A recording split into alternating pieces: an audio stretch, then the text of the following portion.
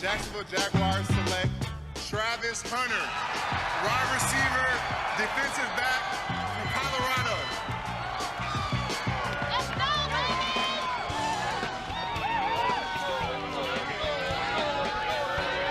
The boldest of bold moves to kick off the draft and the James Gladstone era here in Jacksonville. Welcome, I'm Kainani Stevens to Jags Am this morning. Brian Sexton, John Oehser with me as we have a lot to discuss. We were here all weekend for the draft and a lot of new faces coming to town. We'll start off with big things, bold moves. About as bold as you're going to get. Brian, off the bat, we knew they weren't going to be scared to do it, but trading up to get Travis Hunter, the boldest move in franchise history, I think, fair to say. Without a doubt. Look, I've done this for 31 years, right? That was my 31st NFL draft. I've never seen a player be the best player at wide receiver, best player at corner, and the best overall player. It's the Triple Crown, except I've never even seen a triple before. I mean, I've seen the best quarterback and the best player in the draft, right? I mean, it's just the Jaguars were sitting at 5 in a unique year where both the top team and the number 2 team didn't want the best player in the draft.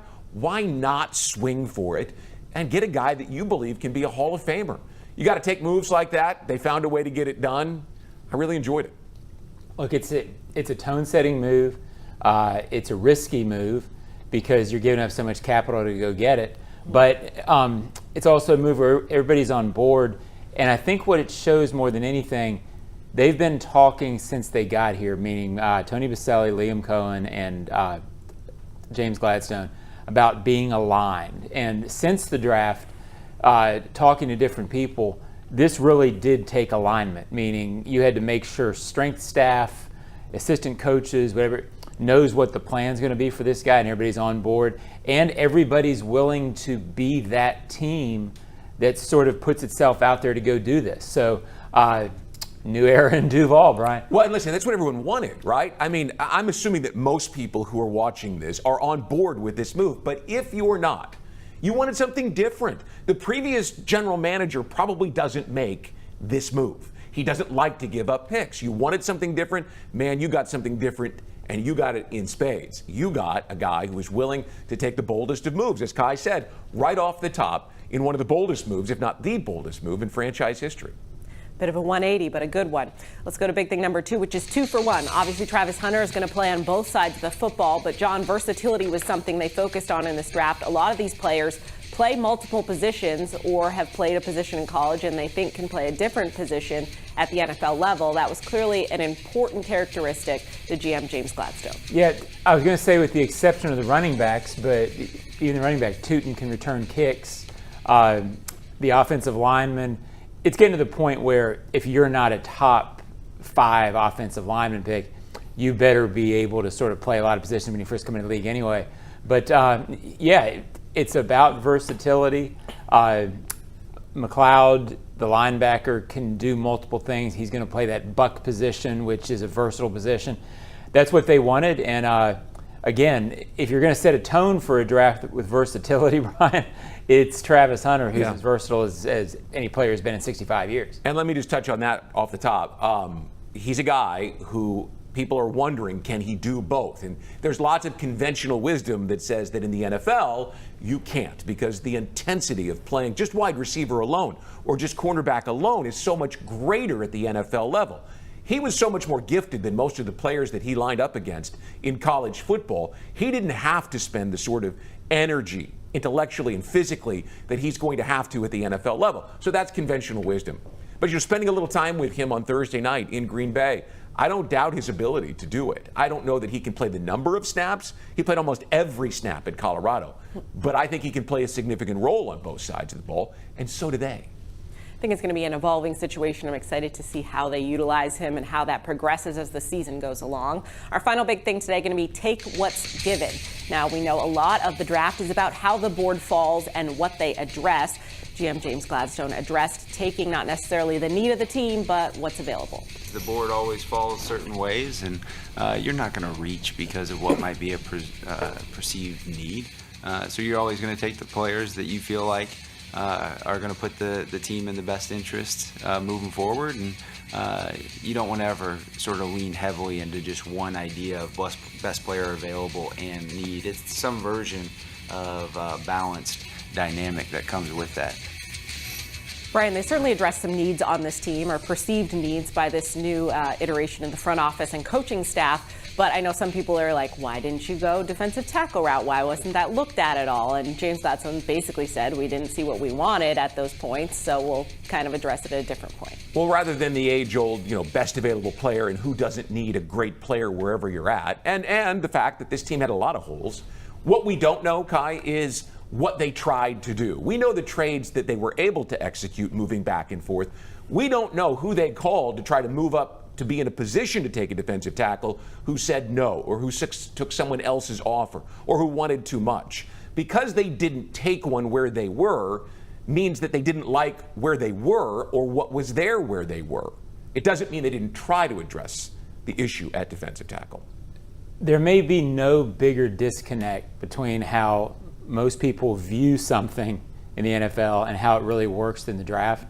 I was ecstatic after the draft to see that they didn't get an edge rusher. And here's why. Not that they don't need one, that's not a weakness, but it showed me that they really do stick true to the board. There were edge rushers that they liked, particularly one somewhere in like the second or third round, is my understanding. Didn't get him, didn't work out. Brian, we've been around GMs who automatically at that point, the next round would be saying, get me an edge rusher. Yeah. And if you do that, that's the quickest way toward errors. The fact that they didn't press that and then went out and got, I'm going to botch his name on Sunday because Emmanuel Ogba, thank you. The fact that they went that route shows me that when they say they're going to be true to a board and true to their value strategy, that they're going to do that. That really bodes well for the franchise, even if people may not grasp why you didn't fill a need. Stay with us here on Jags AM. We got more on that first round draft pick, Travis Hunter.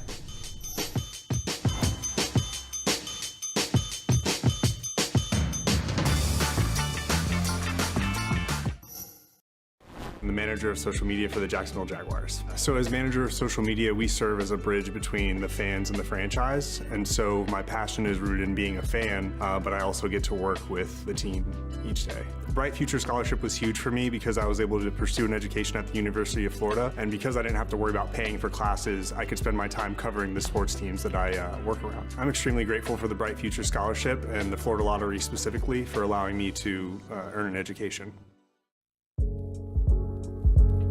Hey, I'm Logan Cook, punter for the Jacksonville Jaguars. Driving distracted or stolen is dangerous for you, and it's dangerous for everyone on the road around you. Ride with Do Not Disturb. That call, text, or social media message can wait. Choose your music before you turn on the ignition. Anytime your eyes are not on the road ahead, you're distracted, so pay attention. But remember, drive high equals DUI. Plan ahead, have a designated driver, keep a clear head to see clear ahead, and let's get everyone home safely. And that's a Magellan first down. Move the freight, move the freight, move the freight. Would you like to control your own income? Work at Magellan Transport. Voted the coolest office space in Duval. Bring your talents and let your career flourish. Visit their website at MagellanLogistics.com and apply online. Trust service. Trust Magellan. Jags AM brought to you by Fresh from Florida. It's always in season. It's capacity to ignite belief, right? Belief in ourselves, belief in others, right? Belief in achieving what many may deem impossible.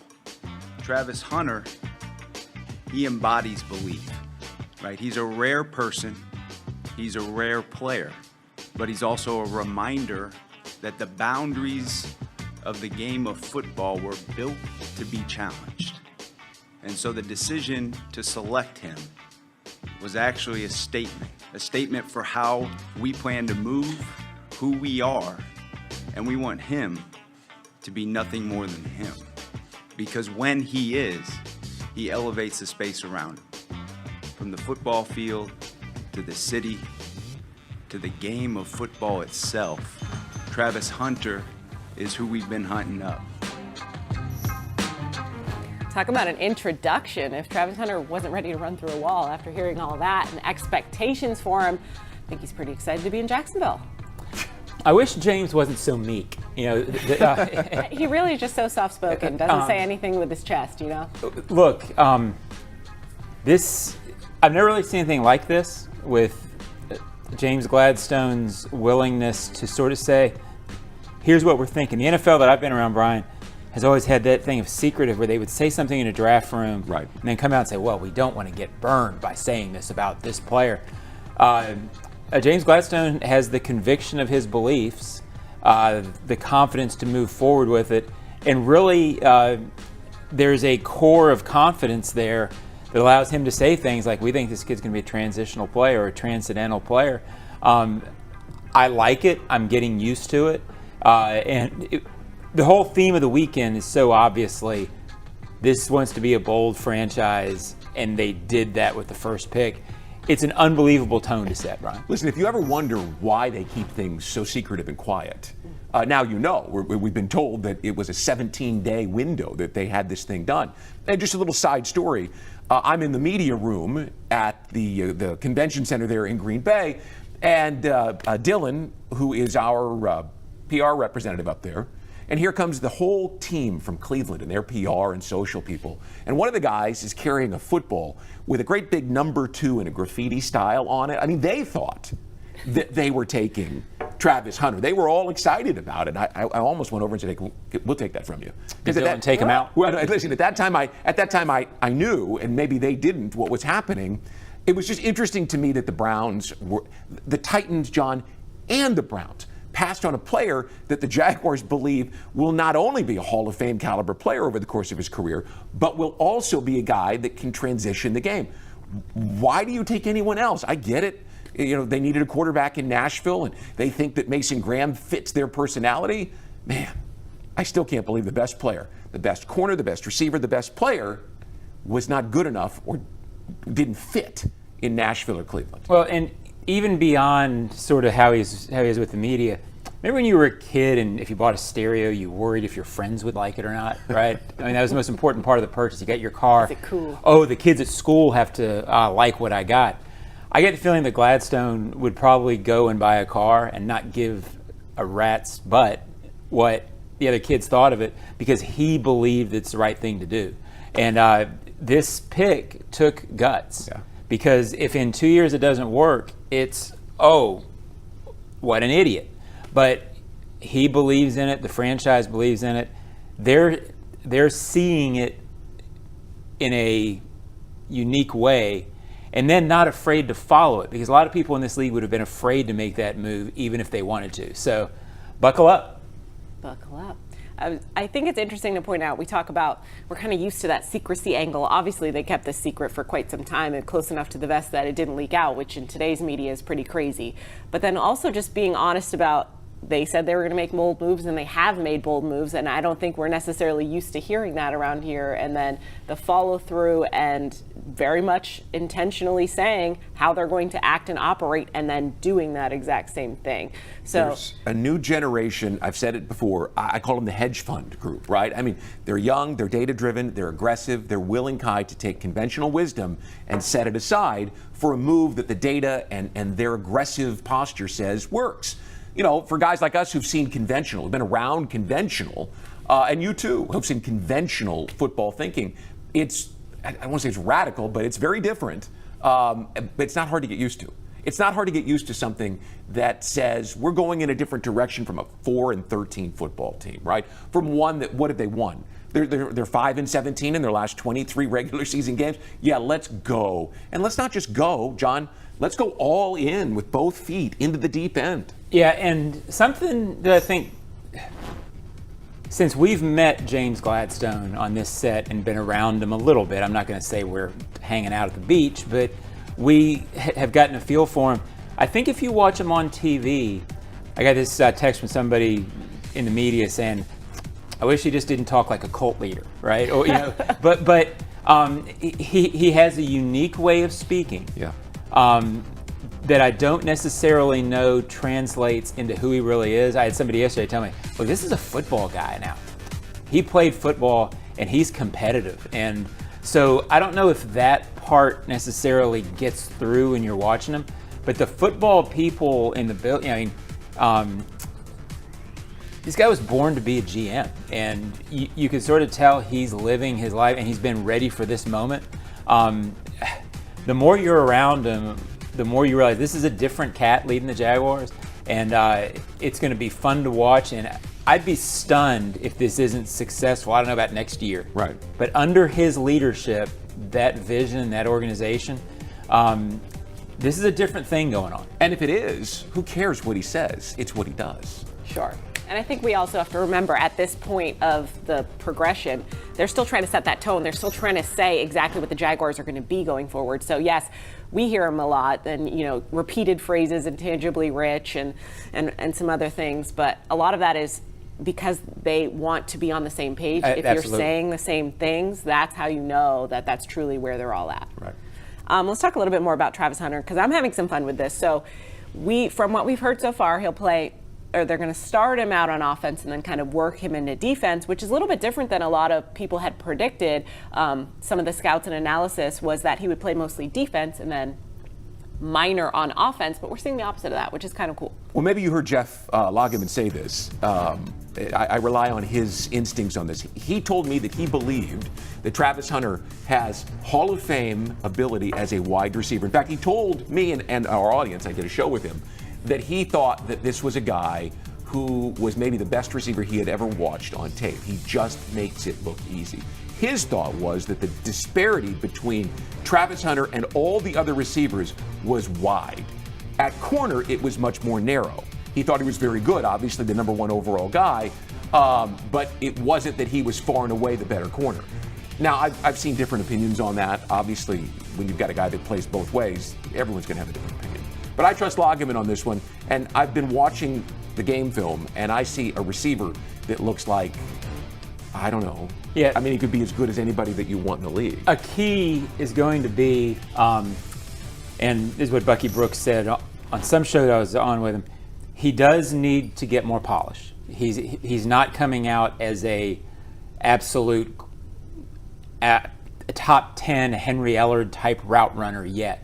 But the athletic ability is so scary to defenses that he's going to strain it.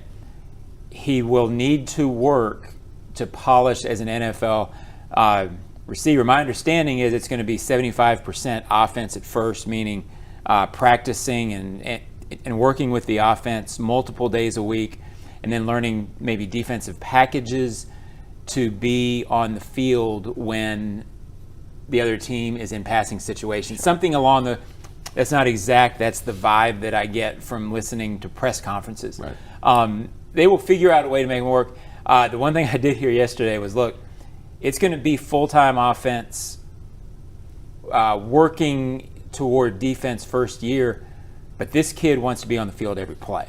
They're going to have to hold him back from doing that, and there's no reason in the future, if he shows he can do it, right, they'll let him do it. Can you imagine, though, strategically, again, probably not this year, but at some point in his career, where you just pop him in and he starts, right? No one, you're playing the Minnesota Vikings in Henry Ellard, and you're trying to get ready, and you don't know that here comes Travis Hunter and he's going to start at corner. You've game planned because you think you're going to see Monteric Brown, and instead you're getting Travis Hunter. I mean, strategically, you can do some things with him that we've never seen done before. That alone is a transition in the game, changing the game, which is what Gladstone said he could do. And the one overwhelming thing they said is people who've played football and understand what it takes physically to do it, they're blown away by even watching them in Colorado be able to run a 65-yard route on one play, come off, drink a sip of water, and go out and be playing at a high level on the next play. Now, will that be after massaged a bit in the NFL with the physicality? Maybe. But they've never seen anything like that in college.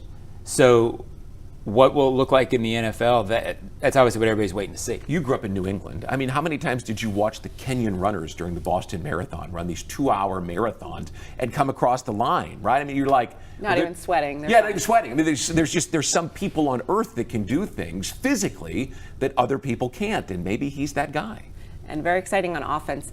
At Colorado, his main role was on defense, and then he was kind of going in on offense and playing with what was given to him. So if he takes all of his time and focuses, 75% of his time and is focusing on offense and learning routes and becoming better, he was already the best wide receiver in college last year. Yeah. without that. So it's very exciting to kind of predict what that might look like on the next level.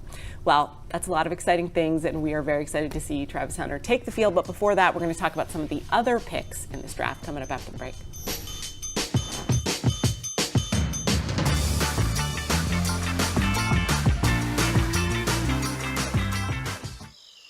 Can you imagine rising for work before the crack of dawn?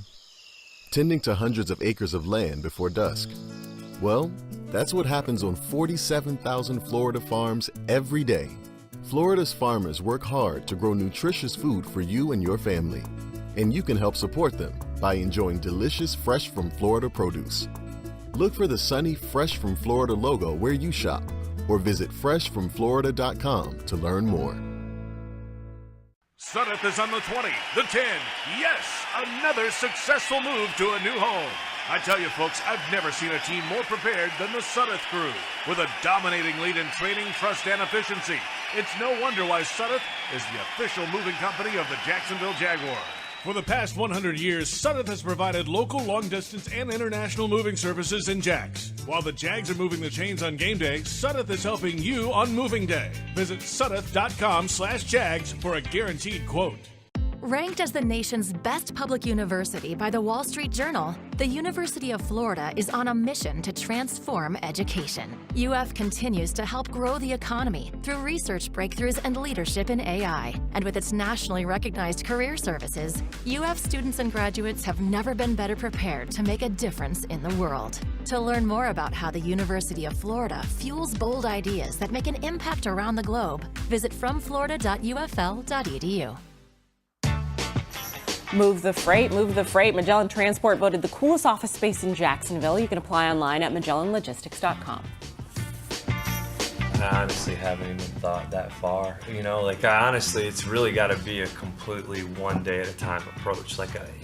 Yeah, you're always feeling like you're adding levels of competition and depth to the roster is exactly what we did. We do feel like we got better and improved. We will not have a clue until we do this thing more than a week here, you know, in terms of being on the grass, because we haven't even been able to truly play football yet. So the focus is so deeply rooted in the culture, the way that we're going to play, our style of play, teaching those elements. And now we have to go and get an entire rookie class onboarded. I mean, that's a lot of work. So the focus is so tight right now that probably haven't even thought that far ahead. That's a good point. We've had a lot of changes, a lot of additions, but they still haven't taken the football field and played football yet. They're still just running around. And the big question is, for him, is the quarterback, right? I mean, we're all excited about Travis Hunter and what he brings, and it comes back to, can Liam and his staff unlock Trevor Lawrence's ability? Can they get him to a position where all the things, right, footwork and technique, but comfort level and understanding, and just let him go and play and be the quarterback that we all know, or at least some of us believe, is still in there, and let him be his best. Yeah, I think we're going to see, no matter what happens next year, is a more disciplined team with more speed on the outside, and I think no matter what happens with Trevor, they're going to be able to run better. Because if nothing else, they're more committed to it. When you set something as a theme, you're going to see that, and they believe they're going to be able to run better. So I think you're going to get to that 6-7 win mark. You know, they were 4 last year, so I think that gets them better. And then at that point, how much they accelerate and how quickly, how it looks, the big moments are going to depend on Trevor. And any franchise in the league with a quarterback with potential who's trying to reach it is saying that exact same thing. That's the storyline here. He's going to have all of the options now, at least on offense. Got some additions to the running game, and obviously a ton of additions on the offensive line. I think this offensive line might look completely different than what we've been used to seeing. Yeah, and frankly, no idea how it's going to look. I mean, all the projections for offensive line on this team, if you think you know who's starting, you probably don't know who's starting. We probably know who the center is, though, right? Most likely. Yeah. Yeah, I mean, Hainsey from Tampa. There are 5 one would thinks on the line that look logical. But my understanding is Milan was brought in for a reason. Fred Johnson was brought in for a reason. Training camp, usually when people say, hey, there's open competition at training camp. In the NFL, you go, yeah, right, and you write down the starters. It's worth watching this year. Let's take a look at some of the picks that they actually made, because as a class, there's about 9 of them. They addressed some specific positions. Obviously, 2 running backs they took, a couple linemen, Wyatt Milam we already mentioned early on, and then some of the defensive players. Caleb Ransaw played, nickel, corner. They kind of project him as being a safety for this team. And also Jack Kaiser, who plays linebackers, was at Notre Dame for 6 years, I think it was.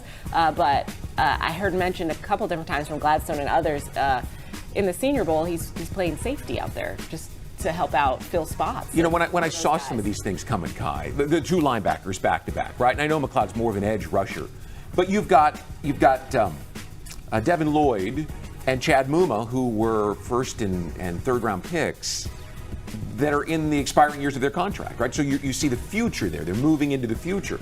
You see Hunter and Ransaw and Lane, and you think, well, they're moving into the future. They're not thinking about just this year. They are thinking about transitioning to their guys. And it's obvious those are positions where they desperately need new guys. Yeah, I think on the other side, that buck position we talked about is a little bit of a hybrid. It's what Devin Lloyd has sort of, coaches have been trying to get him in a position to play, which is sort of that, base on the early downs and then with a little bit of pass rush ability. That's what they think McLeod can do. Right. Those 2 guys will be at that spot. And I think the guy to watch during training camp is going to be Ransaw, because if there was a need position going into the draft on this team, it was safety. Third-round safeties can start, and I think that they would like a lot of these rookies to win jobs. Yeah. But they're going to have to win jobs. Well, it's notable that at the post-draft news conference, Gladstone and Cohn were both asked, have you decided on the 5th-year option for Devin Lloyd? And they had not, which I thought was telling, that they were moving into this new spot. Gonna have to earn it. All right, Brian, if you were gonna give a letter grade for this draft class as a whole, where would you go with it, and who's someone you're watching specifically? Non-Travis Hunter, we're all watching Travis Hunter. Right. No, listen, to me this is an A, because they were willing to be bold and go get the best player in the draft. And then, you watch them work through some scenarios. John mentioned earlier they were interested in a pass rusher. It was the kid from Louisville who went early in the 3rd round, and then you saw them back up from where they were at 70 to 88 and 102 and then up. They were clearly working the board and had a great plan. I like Milam, who is who I am focused on, because he was one of the best offensive linemen in the Big 12 Conference and played left tackle. And when you look at his laundry list of accolades, I mean, he's the player of the week in and week out. First team All Big 12. So I think this is a guy, and John just hit on it, he's moving inside to guard. But from what I hear as well, I mean, he's going to be a factor in year 1. This is not a developmental guy. This is a guy that they believe can get better by being on the field. So I thought it was a great draft. No reason to back off. I'll go with the A. Yeah, I thought it was a great draft too. I'm giving it a B+ because that's basically an A from John. Well, I want Baselli to come down and say, "Why'd you give it a B+?" And so I can fight with him on it. But I didn't want to give it an A because there is a little bit of acknowledged risk with Travis Hunter. Sure. So I guess I didn't give it an A because I kind of wanted a discussion point on it. But I love the draft. I love the whole attitude in it. I'm not good enough at knowing players to know if the 5th pick was a great pick or not. Neither am I. I do know Tootin is a really exciting player, and that's what I'm going to talk about. He's really fast, and I think the key that you heard in the post-draft press conference was when Liam talked about being a explosive change, that they now were a more explosive team. Their quick strike ability is what I'm looking for that he used. He changes that dynamic for him. De'Ami Brown changes that dynamic for him. Travis Hunter. Those to me are the 3 guys that change that dynamic. When Liam talked so much about that in the presser, I said, okay, this is a guy, he's going to matter next year. And I want the 7th round center to be good because I want to be able to say Mannheim Steamroller. The phrase that I heard from Liam was score from long distance. Right. He must have said that 3 times in his post-draft news conference. And that's who the kid is here who's running. Well, that's what he and Travis Hunter are both that, and De'Ami Brown appears to be that guy too. And we saw that Brian Thomas is certainly that guy. Now you put this kind of a threat in the backfield, Kai, all of a sudden the safeties can't be too deep, right? They can't be looking to be over the top on Brian all the time. So this really does unlock a lot of things. And before you lose sight of it, I think Tootin changed the offense is going to change the offensive backfield dynamic. I don't know who starts out of what. I think they're going to play 3. I think they would love for Travis Etienne to be the receiver runner combination that he's shown. But I think overall the important thing about the backs, if you close your eyes and think about the big plays in the last couple of years, Travis has had a bunch. Tank has shown he can go the distance. I don't know that they have Tootin level speed, right, but they have 3 guys who in the right situation can pop it. So I think it's going to be interesting to see how this team uses backs. Well, I think that Etienne, 2 years ago, he was an 11 touchdown guy. If they can figure out a way, again, we use the term unlock, to find a spot for him in the offense where it unlocks that speed and that, I don't think you can hand off to him and expect him to run between the tackles. But find a way to get him in motion and get him the ball when he's running. I think you could have something there. Well, in the modern NFL, like 20 years ago, that role for a back might be seen as, oh, well, we're putting him over in this role. Well, now in the NFL, guys who can run and catch with equal, which I think Travis has in him. He does. Can go make a lot of money. Yeah. Because that's a weapon. I don't think it's necessarily an indictment on Travis either. He's entering the final year of his contract. We know how running backs kind of go in the league, and also pushing him a little bit because, as we've seen, having that competition in any room is going to increase your chances of being better. He's kind of playing for a contract at this point, whether here or elsewhere. So having that ability and pushing him a little bit. I think for me it was exciting to see this draft. We hear intangibly rich. What does that mean? We're seeing what the intangibles are that they value. It's speed, it's toughness, it's that ability. When you talk to Milam and he's just saying, I haven't allowed a sack as a starter. I don't plan on doing that at the next level. I'm going to protect Trevor. That is my goal. I joke with JP all the time. He sits next to me, let's talk ball. Like, let's stop all this other stuff. But these guys actually love ball, and that's all they want to talk about. And you're talking, even when I talk to Tootin as well, he's talking about pass pro is something he likes to focus on as well. So having those players that want to get down and dirty and kind of do the little things, and they want to play football at whatever cost that is. So that changes the character of your team when you're talking about changing a culture. Yeah, and we've talked about Gladstone a lot, but this is the moment that you talk about the GM. Kai, you joked earlier about, always saying the phrases, always saying intangibly rich. I know fans, that's sort of become a meme thing. I don't know if it's a meme. I'm not a meme guy, Brian, but you're not. But I do know what Kai said earlier is important. There's a method to that madness of he always talks about intangibly rich. He always talks about having those traits in the bucket and leaning into that during the pick. If you're going to have something be a franchise-wide theme, which clearly this kind of player is, you want the scouts, you want the coaches always talking about that in the forefront of your mind. It's easy to talk about wanting a certain kind of guy, but if you're not always thinking about it, then it's easy when decisions get made to forget about that key point. It's safe to say around here you do not forget that they want that kind of player. And I think that's been why you've heard that so much. And I think it's important to go back to the top with Travis real quick on this one. He is intangibly rich, not because he can play 2 positions, but just a quick story. I was talking to him at the Play 60 event on Wednesday, where they get the players who are there with some of the local high school kids and some Special Olympians. And, they're just besieged by people that want to talk to him. And kind of at the end, I decided to go and have a conversation, just a quick conversation. And I thought it was great. Well, he came into the area after the Jaguars picked him, where I was waiting to get the first interview with him. And he pointed, he goes, "Hey, did you think we'd be doing this today? Nice to see you again." Well, listen, that might seem like a really small thing, but that's a connection that's rare. It's a humanity. And both all of Baselli, Gladstone, and Cohen talked about wanting those kinds of people in the building. My first thought when he pointed and said, "Nice to see you again," was, that's exactly who they wanted to draft. Exactly. And one of the questions I asked him is, as you come into the NFL, are you trying to be a better corner, a better receiver? What do you work on? He goes, "I want to be a better husband." Okay. Now we're talking about the quality of the individual and what his fiance means to him. Really, I think off the charts intangibles for Travis Hunter. We talk about off the charts in terms of physical, but off the field. Hunter displayed that in a couple of answers and a couple of comments that he made to me in Green Bay. And the best part about it is he can really play. Yeah, right. Okay. Right. All ball.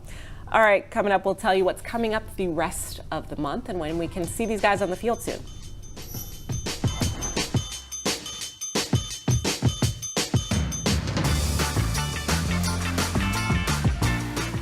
Hi, my name is Charlie Jordan, and I'm the manager of social media for the Jacksonville Jaguars. So as manager of social media, we serve as a bridge between the fans and the franchise, and so my passion is rooted in being a fan, but I also get to work with the team each day. The Bright Future Scholarship was huge for me because I was able to pursue an education at the University of Florida, and because I didn't have to worry about paying for classes, I could spend my time covering the sports teams that I work around. I'm extremely grateful for the Bright Future Scholarship and the Florida Lottery specifically for allowing me to earn an education. Can you imagine rising for work before the crack of dawn? Tending to hundreds of acres of land before dusk? Well, that's what happens on 47,000 Florida farms every day. Florida's farmers work hard to grow nutritious food for you and your family. And you can help support them by enjoying delicious Fresh from Florida produce. Look for the sunny Fresh from Florida logo where you shop, or visit freshfromflorida.com to learn more. Hey, I'm Logan Cook, punter for the Jacksonville Jaguars. Driving distracted or stolen is dangerous for you, and it's dangerous for everyone on the road around you. Ride with Do Not Disturb. That call, text, or social media message can wait. Choose your music before you turn on the ignition. Anytime your eyes are not on the road ahead, you're distracted, so pay attention. But remember, drive high equals DUI. Plan ahead, have a designated driver, keep a clear head to see clear ahead, and let's get everyone home safely.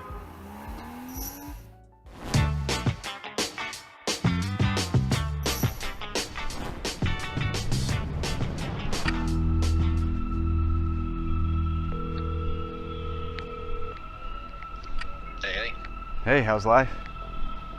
All good, man. Anything else poppin'?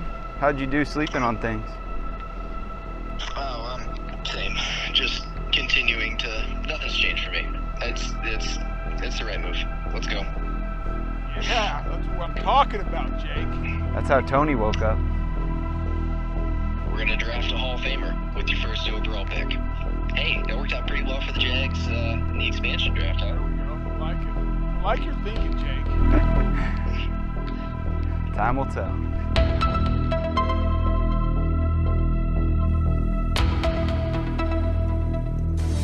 A little preview of the hunt. We know they had that deal in place probably well before that, but kind of going over the specifics 34 hours before making that move, no hesitancy there. They were definitely sold on it from the get-go. Yeah, and I think what Shad said over the weekend, too, made a lot of sense. They've had situations where they've stockpiled picks, right, and it hadn't worked out.